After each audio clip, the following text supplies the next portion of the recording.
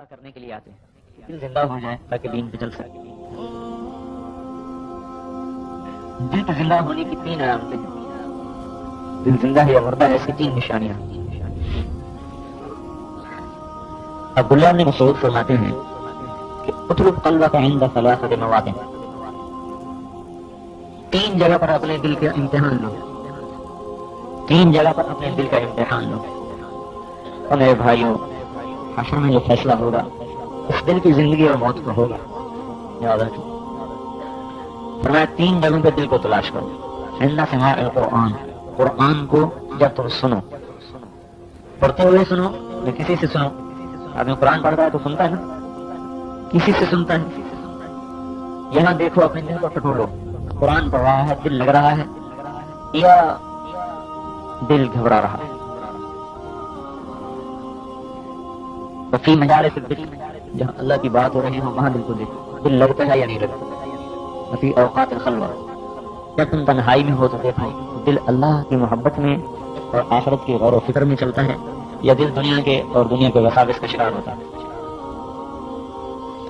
اگر اس میں اگر ان 3 جگہوں میں دل نہیں لگ رہا، اگر ان 3 جگہوں میں دل نہیں لگ رہا، فصل اللہ ان یمن علیک بقلب فانہ لا قلب لہ، تو اللہ سے دعا کرے، اللہ مجھے دل عطا فرما، اس لیے کہ تیرا دل مر چکا ہے۔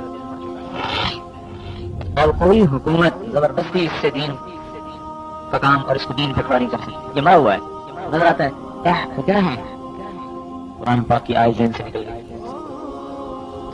کہ لا تعمى الابصار ولكن تعمى القلوب التي في الصدور، ان کی آنکھیں اندھی نہیں ہیں، ان کے دل اندھے ہیں، یہ نہیں دیکھ سکتے آپ، دل اندھا ہو چکا ہے، ابھی تو کوئی نہیں دکھا سکتا، جب دل میں نور آئے گا پھر یہ دیکھ سکے گا، ویسے نہیں دیکھ سکتے۔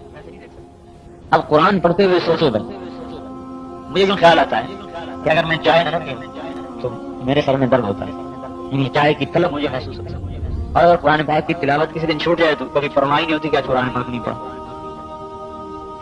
نسوار والا منہ میں نسوار نہ رکھے تو بے چین ہوتا ہے، قرآن نہ پڑھے تو اسے احساس نہیں ہوتا۔ غلط ہے یہ سچ؟ تم میں سے بہت سے نسوار منہ میں رکھتے ہوں گے۔ سگریٹ والا سگریٹ نہ پیے تو بے چین ہوتا ہے، قرآن پاک کی اتنی بھی طلب آج ہمارے اندر۔ میں غلط کہہ رہا ہوں یا صحیح کہہ رہا ہوں؟ میں نے تو آپ کو پہلے اپنا بتا دیا کہ سو چائے نہ پیے تو سارا دن سارا دن کیا ہوا؟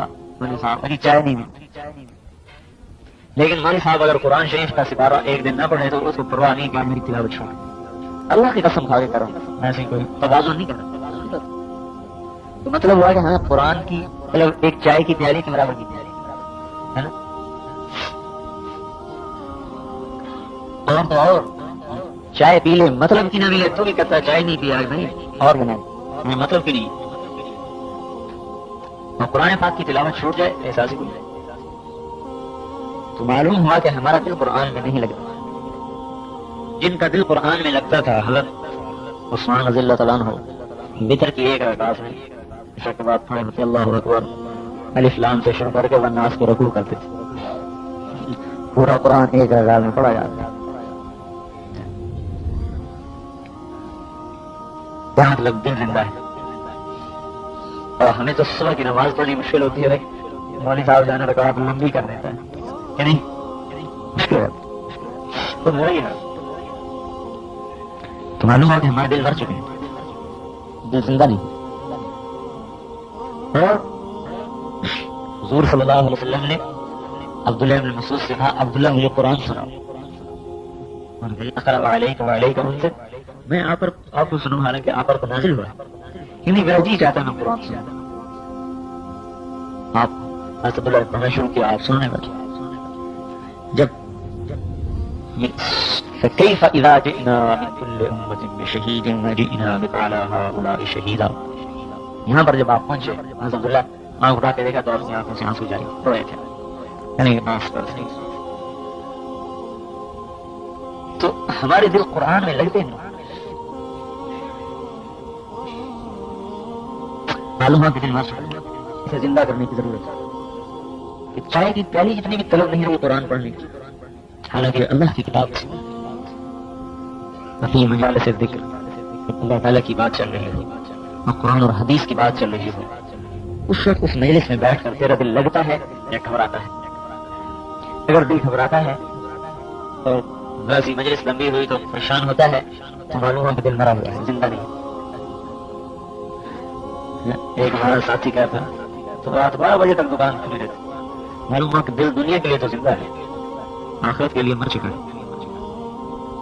اب اس مرنا دل سے کچھ نہیں، دکان پہ 12 گھنٹے بیٹھنا آسان اور مسجد میں آ کے اللہ پاک کے نبی کی بات کو سننا 15 منٹ مشکل، دل زندہ نہیں۔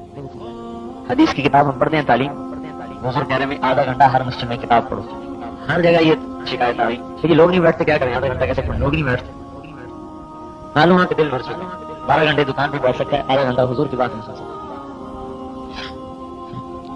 ہندی کی بات، کیونکہ جب حدیث پڑھی جا رہی ہو تو گویا کہ حضور تم نے بیٹھے بات کر رہے ہیں، گویا کہ حضور صلی اللہ علیہ وسلم تم نے بات کر رہے ہیں، لیکن ہمارے دل مر چکے ہیں، چلو ہی نہیں رہی۔ امام ابو حنیفہ امام مالک رحمۃ اللہ علیہ ایک حدیث پر بات کرنے لگے، عشاء کی نماز پڑھی سردیوں کے رات، نماز پڑھ کے مسجد سے باہر آئے، دروازے پہ کھڑے ہو گئے، امام مالک نے ایک حدیث پڑھی، امام ابو حنیفہ نے ساتھ پڑھی، اب حدیث کا تبادلہ خیال شروع ہو گیا، دروازے پر کھڑے ہوئے، وہیں پر باتیں ہوتی رہی یہاں تک کہ صبح کی اذان ہو۔ معلوم کیا معلوم ہے؟ دل زندہ ہے، دل زندہ ہے۔ ہم اپنی مسجدوں میں یہ 3 چلے لگائے ہوئے، ہاں ان کی بات کر رہا ہوں، یہ تعلیم میں نہیں بیٹھتے، دل مر چکا ہے، دل زندہ نہیں ہے۔ ایک حدیث پڑھی چل کر بھائی چھٹی ہو، ہمارا اپنا یہ حال ہے، تعلیم میں بیٹھنے نیند آنے لگ جاتی، تمہیں بھی نیند کیوں نہیں آتی؟ نیند آتی تو دباتا ہے، پیشاب کو دبا کے بیٹھ جاتا، بھوک کو دبا کے بیٹھ جاتا، تعلیم میں نیند آتی، دل میں زندگی نہیں ہے۔ میرے بھائی دل مر چکے ہیں۔ ایک ایک حدیث کے لیے ہزاروں میل کا سفر کیا صحابہ اور تابعین، ایک ایک حدیث کے لیے۔ اور بتاؤں، ایک آدمی آیا ایک محدث کے پاس، حضور مجھے فلاں حدیث چاہیے، آپ سنا دیجیے۔ حدیث سنی ہوئی ہے، یہ نہیں کہ حدیث معلوم ہے، حدیث سنی ہے لیکن اس سے سننا چاہتا ہے جس نے براہ راست تابعی سے سنی، اور اس نے حضور سے، صحابہ سے، اس نے حضور سے سنی۔ یہ طلب ہے کہ میں اس منہ سے سنوں جس منہ نے تابعی سے سنی، یہ ہے، لیکن حدیث معلوم ہے، صرف اس سے سننا چاہتے ہیں۔ ان کا بھائی میں تو مفت میں نہیں دیا کرتا، میں تو مفت میں نہیں دیا کرتا، حدیث صرف ایک ہے، بڑی زبردست حدیث، اس لیے ہم بھی آپ کو مفت میں نہیں سناتے۔ ہاں اس نے کہا جی پھر کیا کیا جائے؟ کیونکہ 1 سال روزے رکھو پھر سناؤ، 1 سال روزے رکھو پھر سناؤ، وہیں 1 سال پورے روزے رکھے، پھر آئے اب تو سنا دو، ساری حدیث سنائی، نہیں سنتا ہے، ہمیں آدھا گھنٹہ تعلیم بھی نہیں بیٹھا جاتا، وہ 1 سال ایک حدیث کی خاطر 1 سال روزہ رکھتا ہے، اوقات خلوہ، تنہائی میں، اکیلے میں، اللہ کو چلتا ہے، مخلوق کو چلتا ہے، دل میں کیا منصوبے اترتے ہیں، اب یہاں پتہ چلے گا کہ دل مردہ ہے یا زندہ ہے۔ بیٹھے ہوئے تاجر کو دکان کا دھندا، نوجوان کو کوئی اپنے دھندے، تصورات، تخیلات، اور اللہ کی طرف کو طبیعت راغب نہیں ہو رہی، یہ دل کی موت کی علامت۔ ابو ریحانہ گھر میں آئے، سفر سے واپس، بیوی کو دیکھا، بیوی انتظار میں بیٹھی، 2 رکعت کی نیت مان کے کھڑے ہو گئے، خلوت 2 رکعت کی نیت مان کے کھڑے ہو گئے، 2 رکعت کو شروع کی، فجر کی اذان ہوئی، جب مسجد کو جانے لگے تو بیوی کہنے لگی ابو ریحانہ تم نے زیادتی کی، کیا؟ میں ایک سفر میں گیا ہوا تھا اللہ کے راستے میں، دیر سے واپس آیا، پھر میں تیرے انتظار میں ساری رات جاگ کے گزارا، میرا بھی کوئی حق تھا تیرے، وہاں بھی تھکتے رہے، یہاں بھی کھڑے ہو کر تھکتے رہے، مجھے بھی تھکایا، ہمارا نامن کا نصیب، ہمارا کوئی حق نہ تھا، یعنی کہ حق میں ادا کرتا اگر تم مجھے یاد رہتی، کمال میں تیرے پاس بیٹھی تجھے یاد کیسے نہیں ہے؟ کہنے لگے جب میں 2 رکعت کی نیت باندھ کے کھڑا ہوا تو میرے سامنے جنت اور دوزخ ایسی کھل کے آئی کہ میں تو اسی میں گھومتا رہا ہوں، سب کچھ بھول گیا۔ یہ خلوت ہے، دل اللہ کو چل رہا ہے، معلوم ہے کہ دل زندہ ہے، مرو نہیں، دل زندہ ہے۔ سید ابن اشم العدوی رحمۃ اللہ علیہ کی شادی ہوئی، شادی کی پہلی رات حمام میں غسل کیا، پھر شادی کے کمرے میں داخل ہوئے، دیکھ کر بیوی کو بھی دیکھا، اللہ اکبر، نیت باندھ کے کھڑے ہو گئے، بیوی نے دیکھا تو اس نے اللہ اکبر، نیت باندھ کے کھڑے ہو گئے، دونوں میاں بیوی شادی کی پہلی رات ساری رات نفل پڑھنے میں گزار دی۔ صبح ہوئی، بھائی نے حال حال پوچھا، انہوں نے بتایا اللہ کے بندے تو بھی عجیب بیوقوف آدمی، ارے تو تیری شادی کس لیے کی تھی؟ اس لیے کی تھی کہ ساری رات نفل پڑھتا رہا، اس کو بھی پڑھا، بات یہ ہے تم نے مجھے صبح حمام میں نہلایا تو اس کے گرم پانی کو دیکھ کر مجھے دوزخ کا گرم پانی یاد آیا، پھر تم نے مجھے شادی کے کمرے میں داخل کیا تو شادی کے کمرے کی سجاوٹ کو دیکھ کر مجھے جنت یاد آ گئی، تو میرا بیوی سے دل ہٹ گیا، میں چل رب کو یاد کر، دل زندہ ہے. حضرت عائشہ فرماتی ہے کہ حضور میرے پاس آ کر لیٹے، میرے لحاف میں لیٹ گئے. ارے چھوڑ عائشہ، میں تو اپنے رب کو یاد کروں. چل میرا بھائی، اللہ اکبر کی نیت مادی. صبح تک روتے روتے روتے روتے روتے زندہ دل ہے. بھائی ہمارے دل مر گئے، ان دلوں کو کیسے زندہ کریں؟ اس کے لیے نبی آئے، انبیاء آئے اور رسول پاک صلی اللہ علیہ وسلم. جسم کی زندگانی کے لیے ہمارے کاروبار چل رہے ہیں، کپڑے گرمی کے سردی کے، کھانے گرمی کے سردی کے، چائے کے قہوے کے نظام چل رہے ہیں. یہ جسم زندہ رہے.